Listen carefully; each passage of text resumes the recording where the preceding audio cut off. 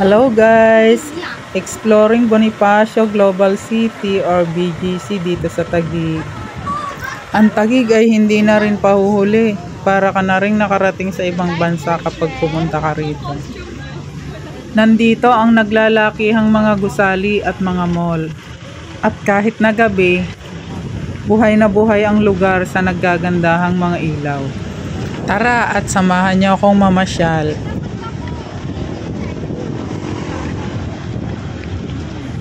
Dito guys ay napakagandang maglakad. Bukod sa na-exercise ka na, nabusog pa ang iyong mata sa magagandang tanawin. Isa din ito sa lugar na gustong gusto naming puntahan lalo na't nalalapit ang Pasko. Naggagandahan din ang mga Christmas light dito.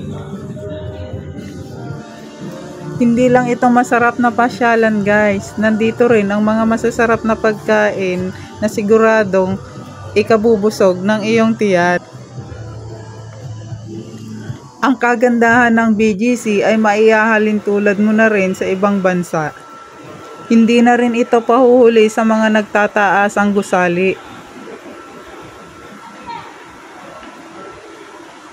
Isa rin sa tourist attraction dito ay ang dancing fountain.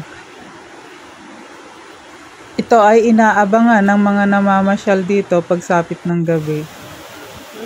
Kasabay ng pagsayaw ng water fountain ay ang pagpapalit-palit nito ng mga ilaw.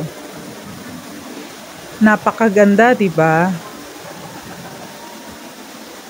At dito lang po 'yan sa BGC Taguig. Ang pagpapalit-palit ng ilaw ng water dancing fountain na ito ay halos tumatagal ng kalahating oras. At buhay na buhay nga po ang lugar sa kagandahan ng mga ilaw.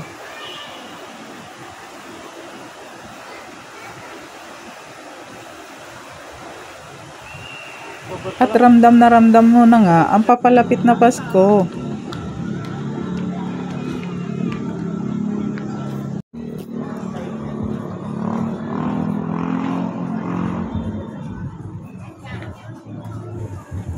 Anyong sayo, George. Hello, George. Anyong sayo. At Paskong Pasko na nga po dito sa Taguig. At ito po ang kanilang mga naggagandahang Christmas light. Oh. At samahan mo pa nga na isa pang napakagandang dilag. Hi ate! At sana'y nag-enjoy kayo sa magagandang tanawin na ating nakita. Hanggang sa muli po, maraming salamat sa panonood. Thank you!